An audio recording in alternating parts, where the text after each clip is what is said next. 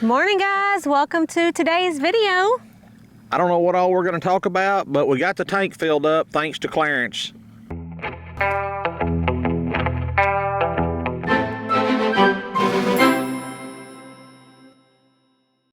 Just kidding. That's a little bit of clickbait right there. Sorry if we got you, but we did get the tank filled up and we're going to show it to you right now. Check it out. So this week we've been blessed with some rain, and over the last 3 days we've had about not quite 4.5 inches of rain. We got 2 inches of it last night and it completely filled the tank. It's not quite to the spillway over here, if you'll see to my right, which would probably be your left. The water's going to go around right at where that hump starts to come down. So once this tank fills completely up, that's where the water's going to ease out. And there's still water. If we come over here and get E-Dog to take a look, you can see right here that there's water still coming down the waterway here that comes in and fills this tank. So it's still flowing. So I would bet probably by the end of the day, it'll probably roll over right over there. That's the plan. That's the hope anyways. But I will say this is a testament to the people. You know, we cleaned this tank out, we made it bigger, but it's not something that we dug. We decided where to put it. It was already, they decided where it wanted to go when we bought the place. But it's a testament to how much water comes off of this place and knowing right where to put it so that it fills up. So, you know, that's a pretty good feat to fill this tank up in a few hours, especially since we have more than doubled the size of it this year. So we are blessed, we're grateful for that, and now the only test is to see if it holds, how long it holds. Yep. So we'll find out. Yeah. You want to show them some more of the rain around the place? Yeah, let's take a little tour. So y'all can see right here, kind of where this little green, I don't know my fingers in there, but there's a little green patch right there, and that should be where the water's going to run over and come around. And it'll come around this low side of the dam right here, and then it'll go down this fence, down this little wash right here, and go out the fence and go to the neighbor's place. So the ewes are enjoying this. The grass has really perked up in the last 2 days. We had about 2 inches until last night, and then we got, you know, close to 2.5 last night, 2 3/10. But it's good to see water standing in the pasture. I like it when we get a big heavy rain that'll fill the tank up, but I really like a slow soaking rain so it goes into the ground and doesn't just run off and end up in somebody else's tank or down the, you know, in the river or something like that. I want this water to soak into the ground and grow some grass. So one of the things that we did earlier end of last week, last Friday, is we had ryegrass blown out. So ryegrass is just a small seed. It doesn't have to be, the ground doesn't have to be tilled. It doesn't even have to be put in the dirt. You just blow it out on top of the ground, and these soaking rains like we've had since Tuesday and Wednesday, and today's Thursday, those soaking rains will have got that kind of stuck to the ground and will start the germination process. And if we get some warm weather the next few days, should take it off. So I'm grateful for that. And then we got the big rain to get the tank filled up. So the sheep are liking it. The grass is green, stark difference from what it was 30 days ago. Let's go check some water gaps. This is what we call the swamp right here. Yeah, we really need to take a bucket and kind of, not a bucket, but the bucket on the tractor, and kind of open that up a little bit more, maybe drain out a little quicker. Like pull some of this up right here on this side of it? Or yeah, what? or right back there where it's already running out. Yeah.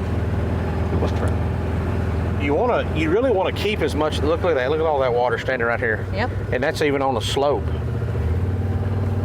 You want to keep as much of that water on your place as possible, because it just adds, you know, it just gives your grass moisture that it needs to grow. But in the same token, if it stands too long, it chokes out the grass, so you don't want that either. This grass is really, in the last 2 days, has really perked up. I think we've got some sunshine and some, you know, mid 70s, lower 80-degree temperatures coming today. So this grass will really grow a bunch in the next couple of days until a cold spell hits next week that Erica's so ready for. No, I'm not ready for it. We should have brought our firewood in.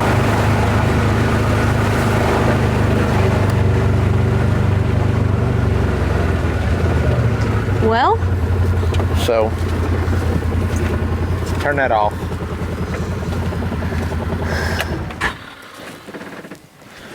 So here's a good example of a water gap. So those panels that are there in the water are just as tall as these right here. So they're, you know, like what, 4.5 foot tall or something like that. I can't remember exactly, but they're about half submerged in water right there. You can see they've got some trash built up in them that's just come from here and further up the creek there. Now this is just a little wet weather creek. It only flows when we get good rains like this. This didn't really perform the way it was supposed to.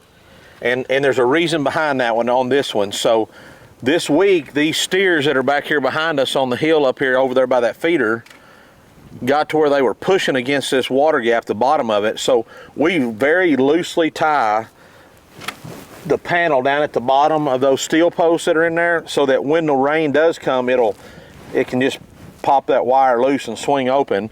Well, these steers got to pushing against it, and they actually got it raised up enough that they could get out, and they did get out and got back here on the neighbor's place. So when we pushed them back through, I tied it up a little bit tighter than I normally do just because they were going to keep trying it. So, but it did good. I mean, there's a little trash in there, not much, but the water's flowing pretty good. It really looks like there's just some stuff up at the top. So I think we're going to be all right there. what do you want to do? I want to jump in, but you won't let me. I thought you were going to wait on your dad. Quit talking to me. Let's go. You have your phone in your pocket. Do you not have your phone in your pocket? Is it cold? Freezing. Huh? What? Is it cold? Yes. How cold is it? Freezing cold. Why would you do that? It's October. It's freezing in there. You need a haircut. I would not jump in a tank. Whew. Why did you do that? You're supposed to wait on Dad. Crap, my phone was in my pocket. It was not. You thought it was though. No, I didn't. Don't. Stop. All right, your turn. I'm not doing it. Think Dad'll do it? No. We went and checked the tank, Clancy and I, and he went and jumped in. And so now he's decided that he should put the jet ski in. He's currently in the shop looking for his life jacket. So let's go see what happens here. There he comes with the jet ski.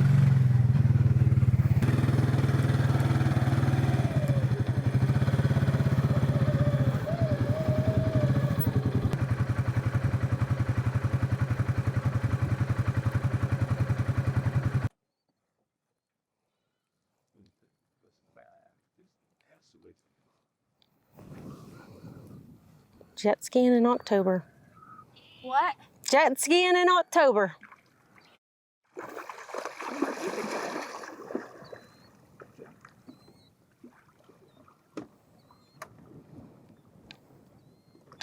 You need to bring me that stereo.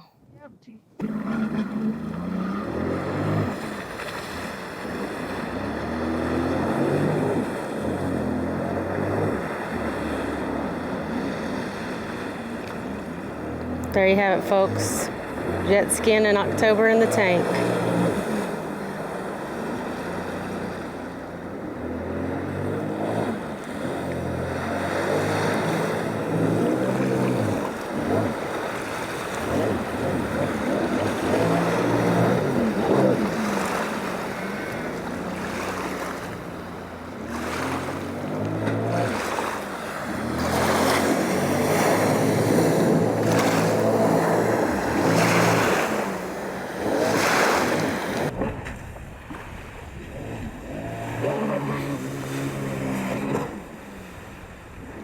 Yeah, so this is what it looks like to homeschool your kid on a Texas ranch when it rains in October, apparently.